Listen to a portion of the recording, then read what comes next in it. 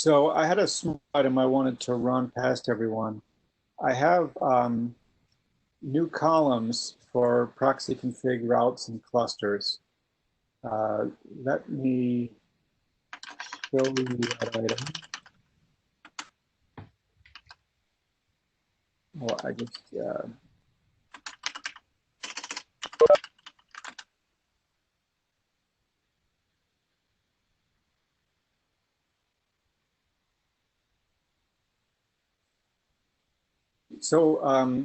several people have complained about how little you see when you do the proxy config summary commands. For routes on the Ingress, you see very little. You just see this, which is completely useless. And I had written before in some code to display more information, and I ported that code to Node and made a PR for it. So with this PR, the information you'll see is much more interesting. It takes lines that have multiple matches and shows a new column called match. It breaks down the matches. Whoever's typing, please go on mute. It also tells you which virtual service the match came from, which is great. That's sort of how it looks on a typical English controller. When done on a regular mesh pod, there is quite a bit more information. And it's the same columns, and the match is pretty boring usually, but you can see this internal name here comes in very handy in all of the pods that sort of the domains that it sort of handles. So it looks pretty nice. For a while I'd had a column to display where it went to, but I got rid of that because it became too wide. Anyway, I encourage people to review it. There's also, just like their virtual service here, for clusters, there is a destination rule column. And that should help people. People have been asking me, is my destination rule being applied or not? And we never had you could use the describe command on an individual pod, but this is maybe a different, easier way to see if it's being applied or not.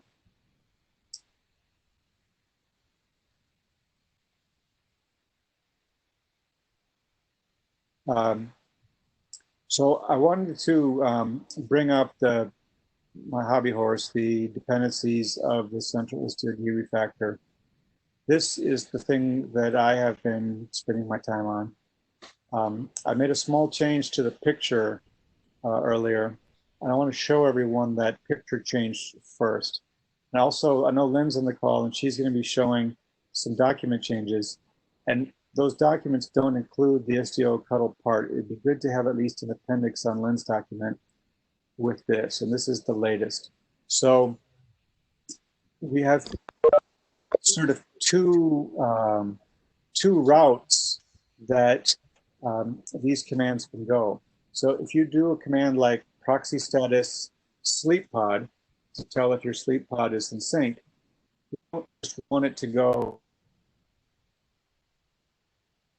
control plane. It's best if it goes to the exact control plane the sleep pod does. And we'd always envisioned it going through this sort of reflector on the sidecar itself. There's a PR for that. Then if you ask for the proxy status of all of the proxies, last time I presented this, we saw Istio Cuddle talking directly to each one of these, and we decided that that's not going to be feasible because their IP addresses will be private behind this ingress. There'll be usually no way to see them. So the story is going to be, even if we know the XDS address of IstioD, we're going to talk to one of them, and it will somehow push or pull that information from the others. So this, I think, is the picture for how it has to be done. I don't think we can get away with getting rid of any of these gray arrows for how Istio Cuddle talks to the system. The need for this gray arrow here, the reflecting one on the sidecar, is because of our work item to identify the correct control plane for a particular pod in the mesh. So when we added multiple control planes, you often had to give it a revision, which was a revision in your own Istio system namespace. But Costinal was asked me to make that not be needed. And I think the mechanism to make it not be needed is not what I had originally proposed, which was looking through Istio system, but it's this way for the sleep pod to expose that. And I'm going to do the client side as soon as we have a understanding of the server side piece. There's the uncharted view issue that we talked about an hour ago. We need an owner for this. So let me bring up the uncharted view. So this is the problem if there's your IstioDs and multiple shards, you run proxy status. How do you get the proxy status for all of the shards? And if this was HTTP, I could imagine the implementation Costin gave me using cluster load assignment, having the pod call its siblings. That would be great. Combining the answers. I'm a little unclear how to do it in terms of gRPC. I'm hoping that Costin can take over this item and triage it and provide at least an implementation guide so we can figure out when we're streaming this uncharted view of XDS. Can you hear me? Oh, I can hear you. Yeah. So there's some discussion also on the Slack on this topic. So one thing we mentioned in a previous, I think, TOC meeting was that we can reflect those events in Kubernetes events feed. And that's a very simple change. And if you have access to the API server, you can get a stream of Kubernetes events. And inside, we can stuff the same information that you would get over XDS. Costin, which Kubernetes server would we be connecting to in the case of central IstioD? The central IstioD Kubernetes, yes. We wouldn't have access to that. Our cloud provider is providing an XDS endpoint. If we had access to that, this would be a lot easier. So I understand.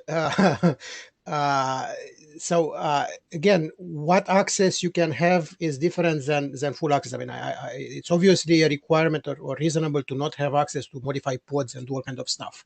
But with RBAC permissions, it's not for short term. I mean, for 1.8 until we have, because what we want to do with XDS aggregation is pretty complicated, especially with the multi-network and other things. We need to take an incremental approach. We definitely want to reflect the information in Kubernetes events because that's a good thing to have. And for 1.7, that may be okay for central IstioD to give you RBAC permission to events and nothing else. If not, we can reflect them. I don't know. There are other ways to push them to other pub subsystems. I'm very happy to add code to integrate with CNCF eventing, and that will allow them to push them to whatever, NATs if you want, or any other mechanism that is supported by CNCF eventing. So, Costin, I'm pretty concerned about changing the entire payload and protocol that we're using for communicating this data with 2 weeks of development left in the release. We are not changing neither the design. The design was that we want to use eventing. For eventing, just like cloud CNCF, we adopt the same semantics. That the event, we define what is inside the event, and the NAC. Again, we still want to clarify what we put in the NAC or what we don't put, but how the event is transported was always supposed to be flexible and possible to implement in multiple ways. I can tell you XDS with security, I mean, with the problems we found, is not going to happen in 1.7 completely. I mean, for a single cluster, probably it will happen, but with multiple network traversal, it's complicated. And it may be that we drop this unsharding because I don't think it's reasonable to expect access to the Kubernetes for central IstioD.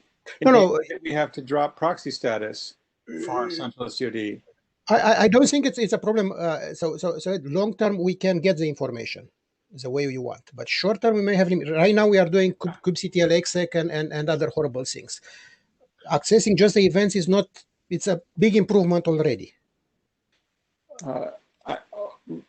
So are you saying that this writing these values to Kubernetes events will be available in the 1.7 timeframe to us, or is this moving as well? That seems like a trivial change. I mean, it's just 3 lines of code mostly. I know. I mean, the calling the Kube API to generate an event. It's already extracted. There is a call site where it generates the XDS event. At that particular point, we can insert additional, rights, basically, right to Kubernetes events, right to CNCF, right to whatever you want. It's not really. If the future is XDS events, and I already have a pull request for proxy status that uses them, I'm almost would rather harden that pull request and do a hack for that. That's also fine. That's also fine. You can get yeah. Sorry. It may be that if we have a third party providing central STOD, that you can't see all the pods because you don't in 1.7. You wait till 1.8 for that. I'm willing to let it slip. Yep. But I want to understand if if we're going to continue down the road that I went in this item, or if there's any possibility that we should try to do this ourselves. If I should try to put this in pilot or something. It would be wonderful if you can put it in pilot. As I mentioned in the past, the difficulties around multi-network and other things, not necessarily connecting. You already have code to do port forwarding, no? I have port forwarding. Everything is port forwarding now. There's no more exec. If you do port forwarding from Istio Cattle, you can get the Istio D pods. And then you can port forward the unsecure port, because that's where I'm stuck. Really, it's the authentication and security model for Istio. Okay. So because I don't want, I cannot connect to the unsecure port. I mean, your PR, you saw in your PR, right? It's wonderful, it works, but it's not really something we want in production, to insecure connection. But if you connect to do a port forwarding on the port 15010, you have Kubernetes security providing the encryption and everything else, and it's a viable solution. So for this uncharted view, there's like a design piece and implementation. Can I assign it to you to get me the design piece? Just sure, but document. And can you triage it, or should I triage it here? I'm not entirely sure which design you want here, because from my point of view, I never said that XDS is the only way to get events. I always said that we want to integrate with eventing systems.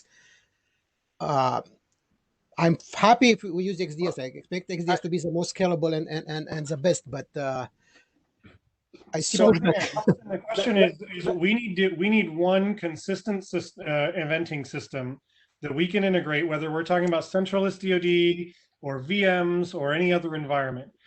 What we heard from you back in June was that, or in May rather, was that was going to be XDS. If it's going to be something else, we need to know what it is, and we need to be able to build on top of it more or less this week. So let me give you an overview of the problem before we talk about the solution. So the commands that talk to pilot through debug are proxy status, two kinds, with or without the pod, the version command, the version of the control plane and of the sidecars, this config distribution experimental weight, it's experimental, maybe we can drop it. Experimental, it can be partially working on 1.7, maybe only if Istio is co-located or something. I mean, I want it to work in general. But what I want to do is make sure all the work I do on this is in the right direction. Okay, so I've got version is no longer execing, proxy status, they're all port forwarding. We're moving in the right direction, but finding the proxy status of a particular pod, some of these config dump things, I need to write client code that I can reuse. So today you are connecting to each STOD and call debug sync-z? Yes. So yes, for version, we're doing that, and for proxy status, we're doing that. Then we don't have a problem. And if you connect to each STOD to get the status, then keep doing in 1.7 exactly what you are doing, and you connect basically to each STOD in 1.7. continue to connect. The problem is, how do we do that in central Istio when the Istio runs in a different cluster? Just like you are doing in 1.6. So I'm saying that problem is not yet resolved. We'll wait until 1.8. So would you configure Istio Kado to talk directly to Istio for some of the commands, and then for the other commands, you would talk to the data plane on the other cluster? Short term, it seems that's the only solution we can implement with the time left. No. Okay, so now my question is, how do you talk to Istio securely from Istio Kado? By doing port forwarding, like Ed is doing. No? So that would require you have access to the cluster that runs Istio.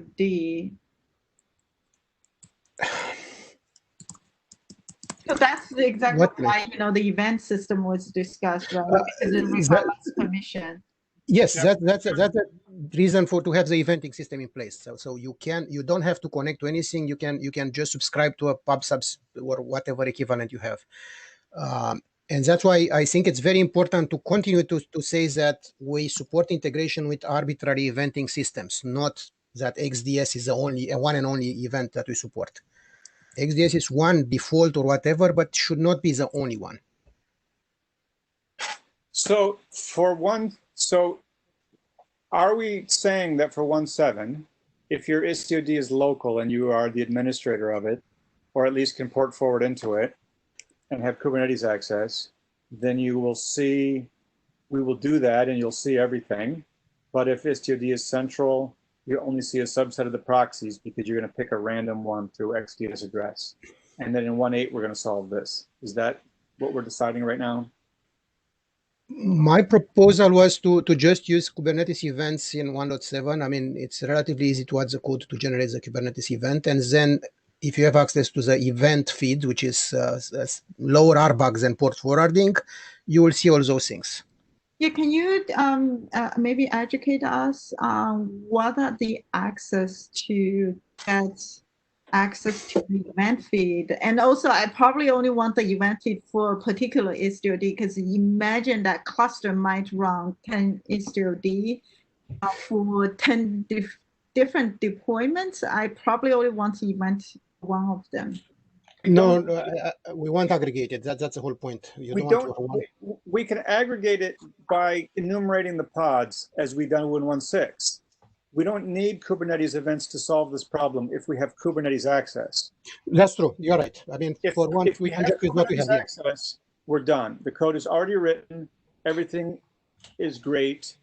If we do not have Kubernetes access, I believe your claim is that it's reasonable to just talk to one of the STODs for 1.7, and it'll be a gap, and we'll close it in 1.8. I'm afraid it will not work. I mean, that's the whole point for the status and things is to talk with all of them. So let me make another point here. Let me show the picture. In this case, in this picture, there's only one user pod, sleep pod. Mm-hmm. If we did this thing we talked about to reflect into its existing connection, then everything would work great. If there's one pod, it would talk to the only one that mattered. If there were more pods, we could talk to all of them. We could talk to each one until we had a representative sample. Yes, you could talk with all of them. Yes, to get status of all the endpoints. Yes. To do that, we would need this arrow to be implemented. This arrow, and my question is, I know there was a PR maybe for that. Will that be ready? For what? For 1.7. No. To which PR to do? So let me show you what I think. So one of the items I have is, and this was from your request, that when you do a troubleshooting command like proxy status, it would identify the correct control plane. Originally, Yes. I imagined I would find that with labels, but of course that's not going to happen. So my thought was that we have this sidecar tunnel to XDS. Right, you had proposed this. I had made this work item for it. Yeah. We have not triaged it yet. It doesn't have a P priority. Do we think this could come in 1.7? Yeah, this one, if you have a tunnel to XDS, it should work. The problem is if you want secure tunnel, that's where the PR is stuck at this moment.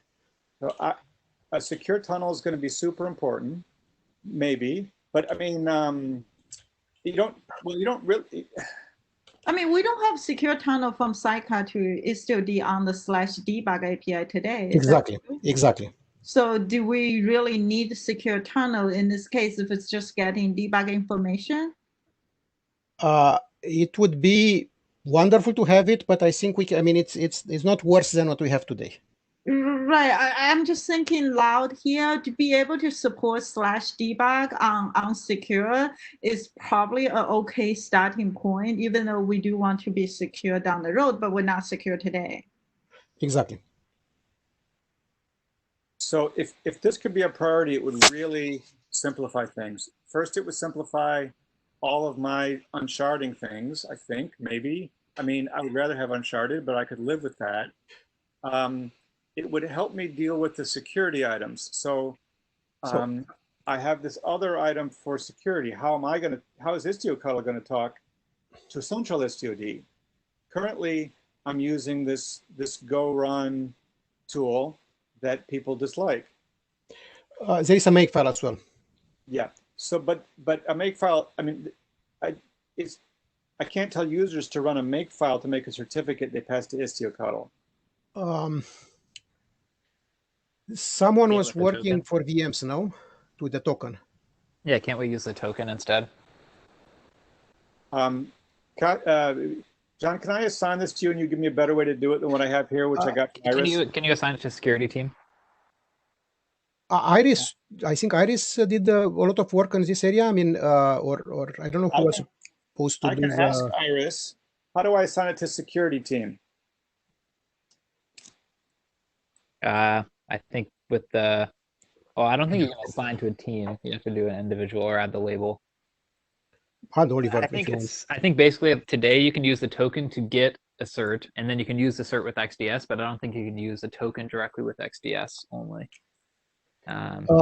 We could add this. It's not hard, but I don't know if it's useful. Yeah. Talk about why is this needed? Because if I can have IstioCuddle talk to the sleep pod or the ingress pod, which can establish a tunnel back to the whichever IstioD it is, do I really need this? Well, I think this is only if we don't do the tunnel, right? Oh, yes. Okay. But so there are two separate problems. One was the issue of improving the UX for VMs, or how do you provision VMs, and I think what John said is the current agreement, as far as I know, to use the token. And there was discussion about IstioCuddle being able to automate the provisioning of VM. So someone working on VMs was supposed to have a way to do IstioCuddle generate certificates. There was a PR, I think Iris or someone started at some point, but it was doing the wrong way, and we agreed to use a token instead. Yeah, I remember that. But I don't know where it went. I'm trying to connect the dots with how does this help with IstioCuddle with so IstioCuddle is a VM. IstioCuddle is Istio on a VM. It's exactly the same use case, same problem with Istio on a VM. Everything that you do on a VM, you do with IstioCuddle. This connection right here from IstioCuddle to the ingress, if you talk directly, is going to need the same security that is needed for a VM. Exactly.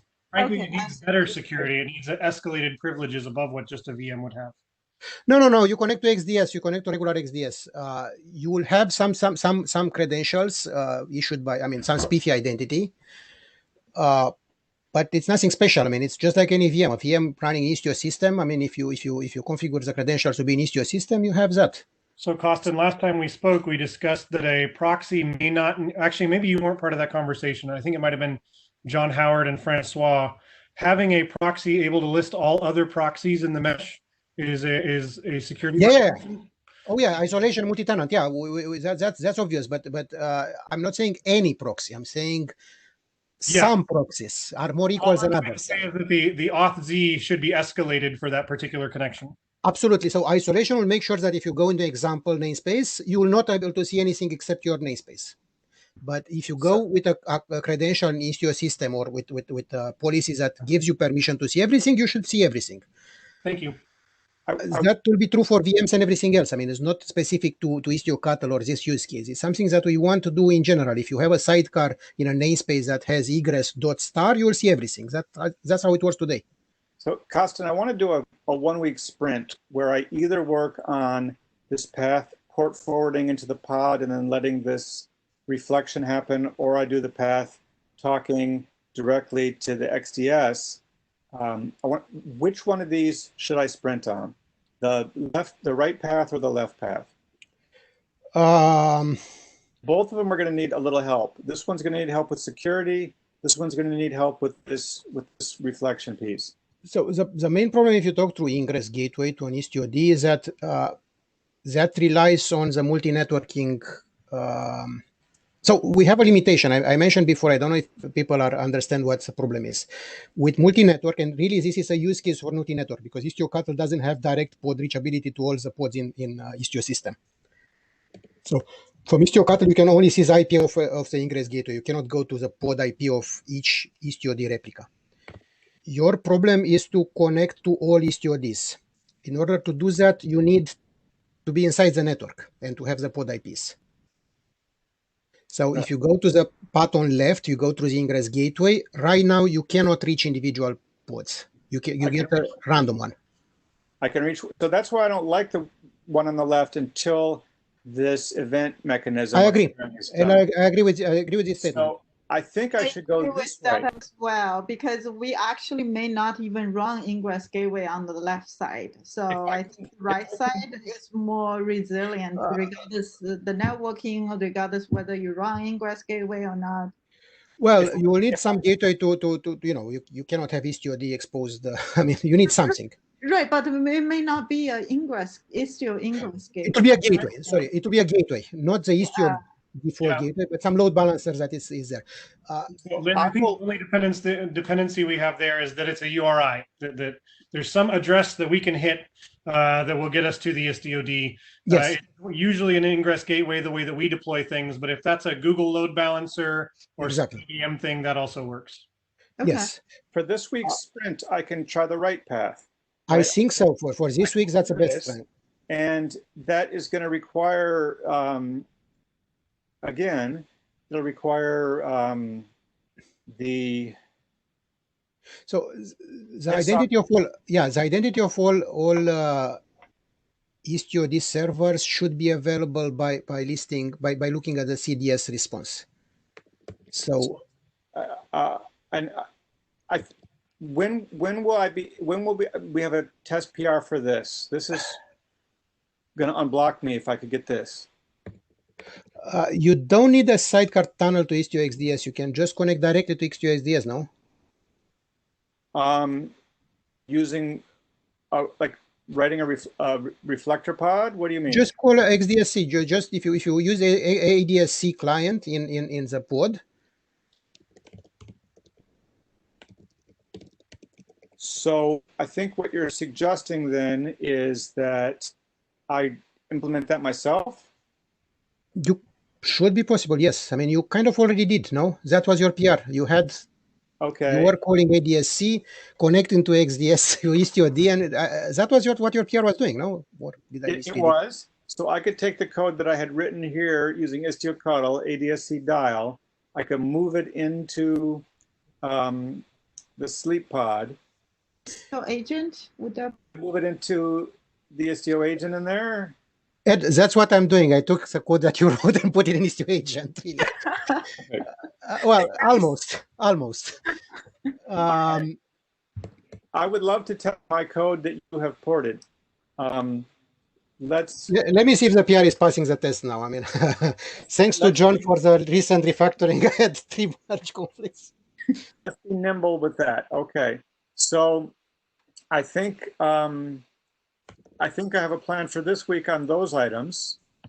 And I assume that would solve all of our concern with Istio cuddle commands, because the moment you can tunnel back to Istio D, you can pretty much run any commands. That handles the gray arrows. We have at least two other problems. So the proxy status that I wrote lists the proxies. It does not tell whether they're acking or knacking.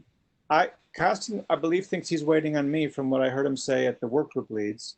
I thought I was waiting on him, but Mitch told me today that instead of solving it this way, that we should solve it using client status discovery service, a new Envoy thing. Have you guys looked at that? Yes, thanks, Mitch, for finding it. So waiting for me and me waiting for you. What I was waiting for is for the UX working group, I mean, Mitch and you, to decide what proto do you want to use. That's a perfect proto. I mean, I'm very happy if you pick this one. Unless there are any objections, yeah, I think that would be my preference as well. Then we have consensus, no? That's wonderful. Oh, what's the impact to pick up this one as far as the development timeline? Because you guys talked about earlier, there's only like 2-3 weeks left. The main problem is in my PR, what we have right now in Istio D is just a boilerplate to send an event with some, I think I put a node in for some crap that is not really useful because, or maybe it is. So the idea is that each event will have a proto that is well defined and stable, and we treat it as an API and we can rely on it. So if we pick this Envoy APIs, then we are good. I mean, we'll say that each event will contain an instance of this proto. So I think this is good, and Mitch is being quiet, but I think he said he might be able to implement a lot of this. Costin, you probably would have an easier time at it, but if you're strapped for time, I can take a swing at it. I'm quite strapped right now, yes. Yeah, so I will just I will publish what I've got to you early and often so that you can redirect me when I go down the wrong path. That's perfect. So I think this will be good for telling us if the sidecars are acking and knacking, which is great for proxy status. For the version command, we like to list the Istio version that the sidecars are running. And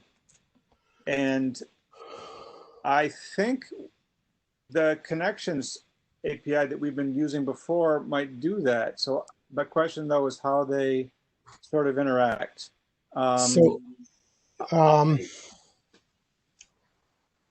Let me think about it. Can you scroll back to the previous with proto? Before I do that, let me show you the output of my in progress PR. Oh, this says to do for pilot, but I had put in a more recent version, I believe the version here. But let's scroll back. Which one?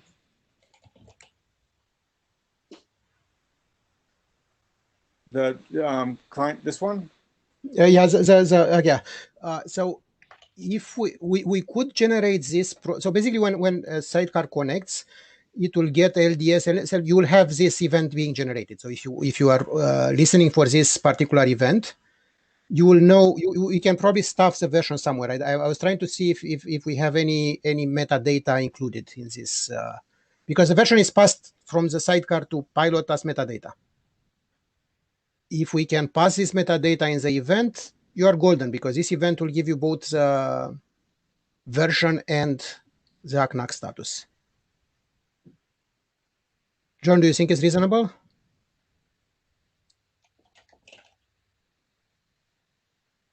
So I need to take a closer look at it. I just see these configs, but any place to hide. Yeah. I mean version. No place to hide version. Well. Can you explain version, Ed? Are we talking about the Istio version or are you talking about the XDS object version?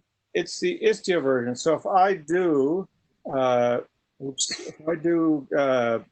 Istio Cuddle version, it lists three things. So I think there are multiple versions. Version. Yes. And the version is passed. So Pilot has access to the data plane version, has access to the version that Mitch was mentioning. What is a current version of each feed? All of them could be made available in the proto. Maybe let's not have consensus on that proto until we confirm that it has all the support we need. We could still use it and put metadata on top because we can wrap it in it's in a discovery response. In particular, Ed, it might be that this is just not the right proto to have that there would be a different proto that answers. That's also possible. That's also possible. We might already have that in the Istio connections. We do, because I'm blindly passing all the metadata I get from the node. So I may just continue doing that in addition, and then use this discovery status for the NAC and ACK status. That's fine as well. I trust you and Mitch to pick whatever proto you need for your command, because I'm not familiar enough with it. I mean, whatever you put in the proto, I'm happy. My use case is somehow to get a proto where eventually I have the IP address included, and that's one of the metadata. So I only need one field in this whole thing.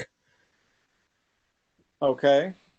And probably John has another one, readiness status, because that will also, when he implements his ready, not ready readiness check, the plan is to use this eventing as a way to synchronize Istio-IDs across themselves, so they react quickly to readiness change.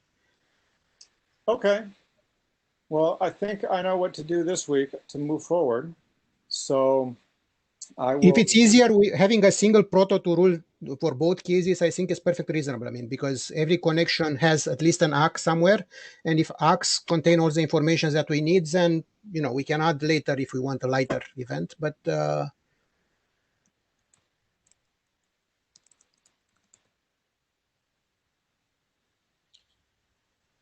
I will put together a very, very brief design document summarizing the use of CSDS for proxy status, and hopefully we can just approve it over email. Yep. Great. So we have 20 minutes and 2 items left on the agenda, Martin's and Lynn's. How long is yours going to be, Martin? Well, I could try to do it in 10 minutes, potentially with offline discussion afterwards. Lynn? Yeah, same here. Great, 10 minutes, and 10 minutes is 20 minutes, perfect. Okay, so there's actually really 2 parts to this RFC, and the genesis of it was just the desire to improve the quality of logging and error messages that we're getting currently, because a lot of support cases, both internally and externally, are seem to have their roots in just unclear or overly verbose or just missing logs. So that's where this work started, and somewhere along the way, there's also some proposal for potentially refactoring the existing logging API rather than just having it as a cleanup exercise, to refactor the existing logging API to better combine some of the metric aspect of error and warning events, and also make the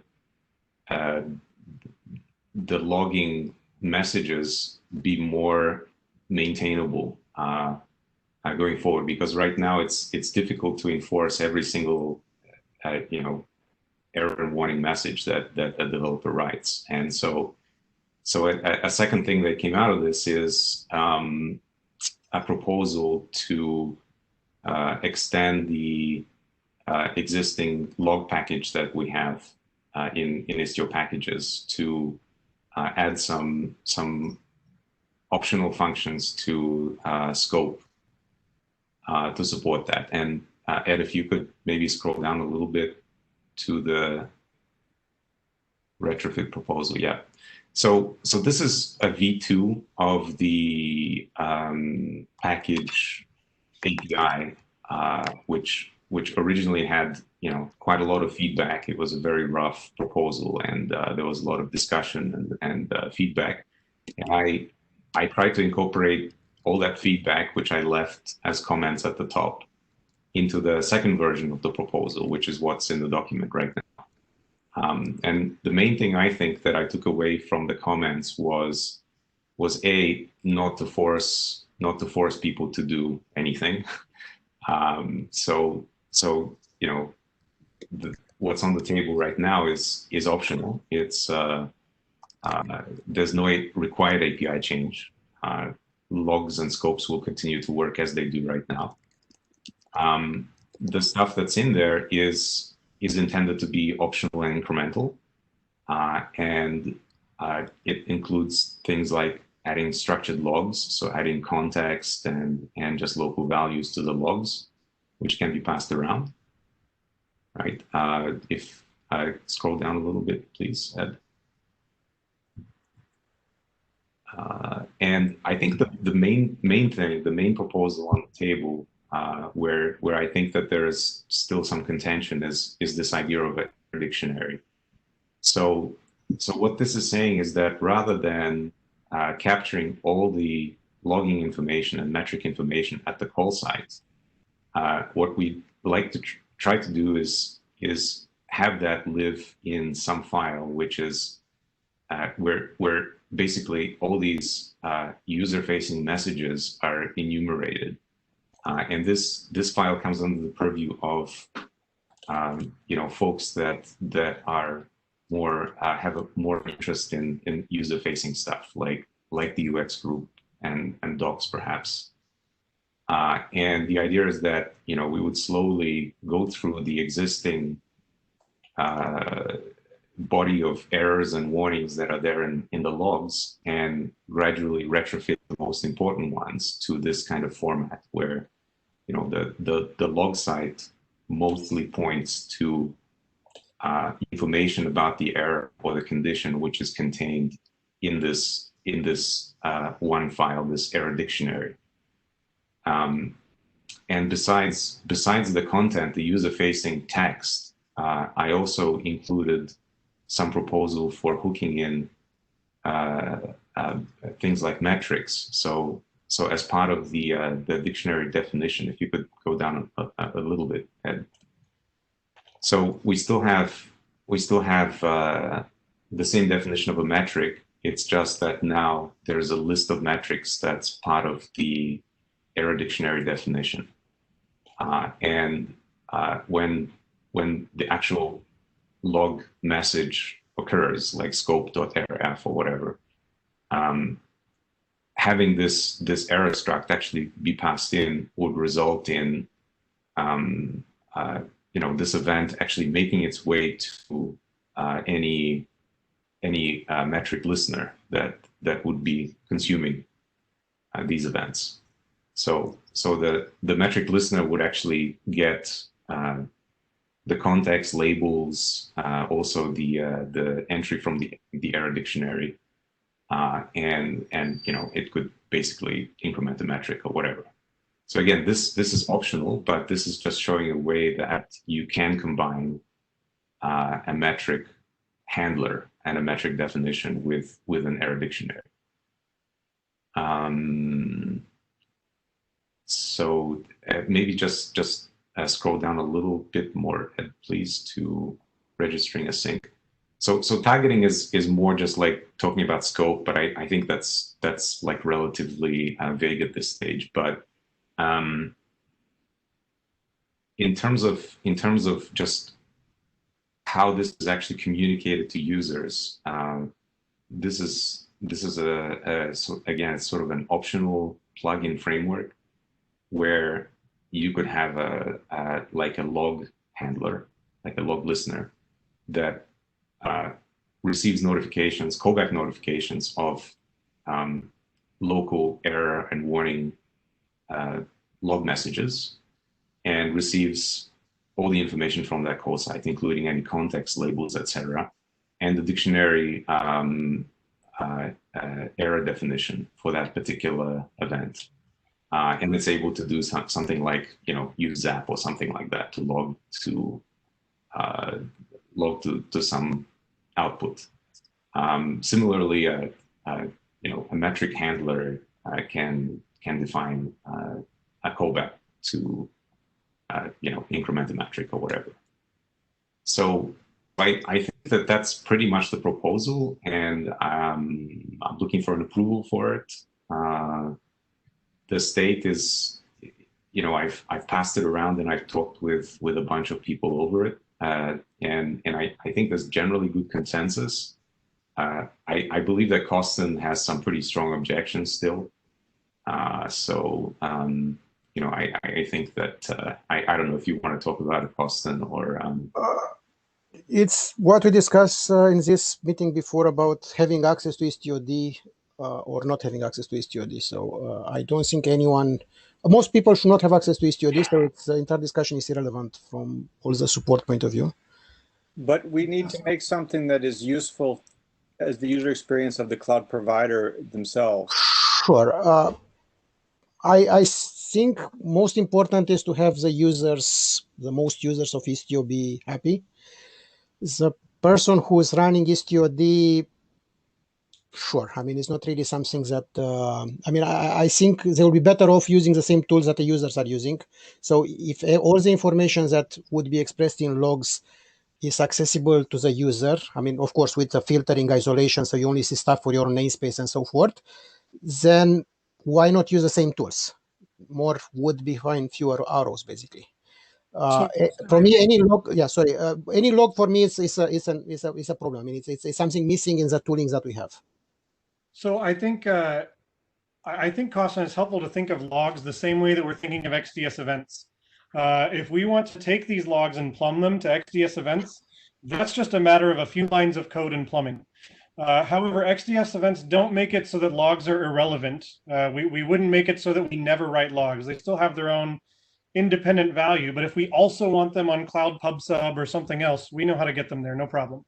It's a mixing. I mean, we don't want all logs to be events, and we don't want all events to be logs. Yes. There are all kinds of events like ACK that definitely should not be in logs. There are all kinds of logs like debug statements or, something wrong happened, I have no clue what's happening. That probably should not be an event. A stack trace, a crash dump, or whatever probably should be an event. We have metrics as well, which again, if you increment on atomically a metrics that you got a packet, you got a connection, that's probably not a log and probably not an event either. And I think the problem is that people do not think carefully about each particular use case as it should be, because events, we need to think about the discussions that we just had about how do we put status. For metrics, it's something that, how does it show in Grafana? It needs to be stable and so forth. And for logs, usually it's whatever crap people put, and which is reality today. And I'm happy to see more structure in this, but I don't want to be the main thing that we are doing, because then we get in a mess. Anyway, that's my opinion. Sorry. Yeah, so basically the user for this RFC is actually who have higher administration permission to operate IstioD. So it's not our normal user who develop and deploy microservices onto the mesh, because they probably won't even have access to read the logs. I agree, but the super user will have access to all the information that user has. And the question is there anything that we put on IstioD logs that is important enough that we will not send to the user? I mean, if something is wrong with your config, if you have anything, it's something you would inform the user as well, no? Right, I got your point. I agree with that. So my point is this RFC is not going to help users debugging their problem into the mesh. It would help user as to, they have to contact their support or admin to pull out logs into of IstioD. I agree. I mean, if there's useful error for the user, we should provide an informative way to notify our user without bugging their support team or admin to get the logs. Yeah. So Martin, I think this would be great for us. I mean, I would love to have better logs, but it would be good to see a demo of how a cloud provider would use this to make things better. And also maybe analyze what are the information we should also present to make it easier to be accessible to the user, Martin. I think part of the problem here, we have an outstanding document in the UX working group that has not yet been approved, but we're iterating on it. It's toward defining what users and what personas we support in Istio. Yeah, we do need that. I agree. Certainly the most common user to be supported is going to be that workload administrator who does not have any backdoor access to the control plane, will never see IstioD's logs. That's our most common user, but that's not to say that we don't also want to support the administrator of IstioD. And actually, there's a few other personas defined in that document. So that's the impetus, I think, is on us to get that document pushed through and approved with Steve's help. And that will help these conversations move a lot more smoothly, I think.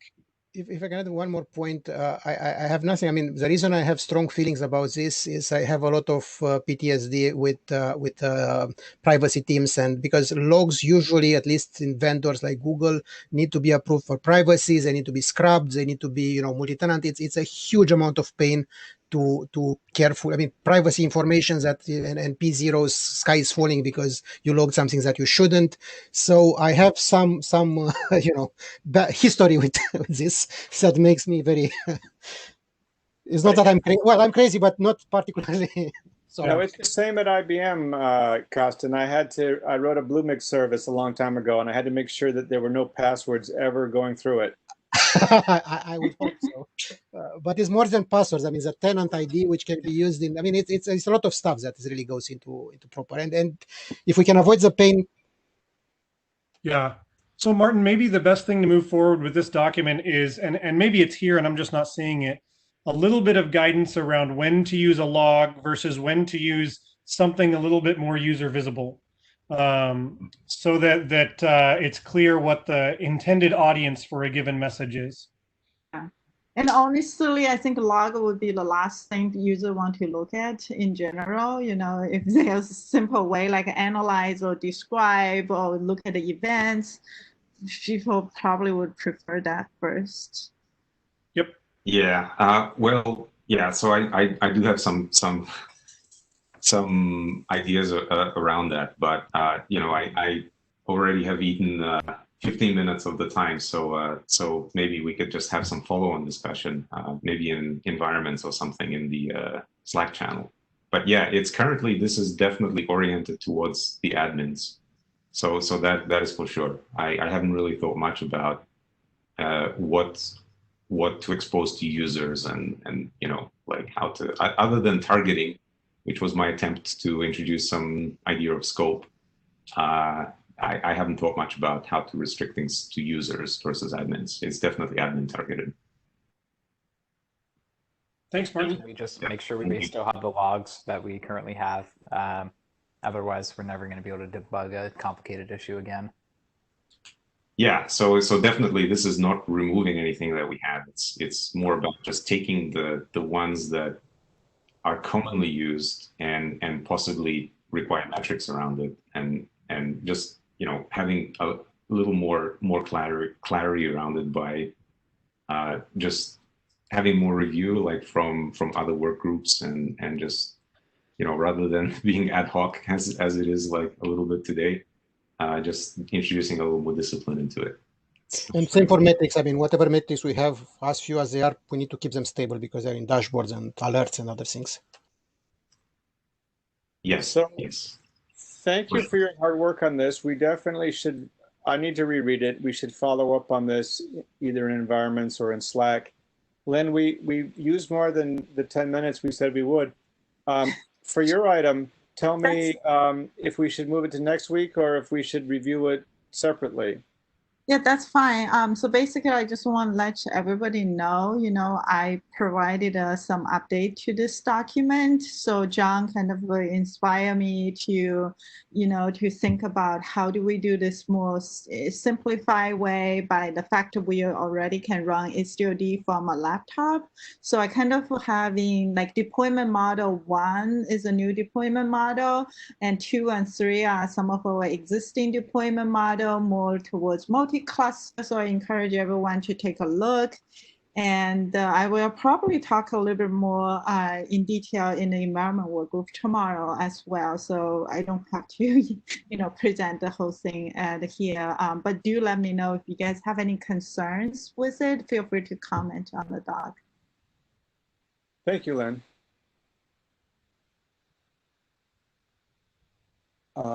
Okay, everyone. So we've started doing this every week, and it's a good thing that we did that because we certainly had a whole hour's worth of material today.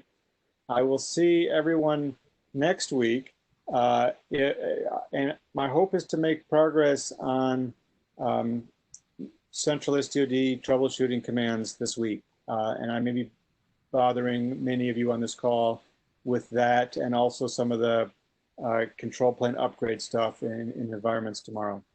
All right, thank you, everyone. Thanks, Ed. Thanks, Lynn. Thanks, bye.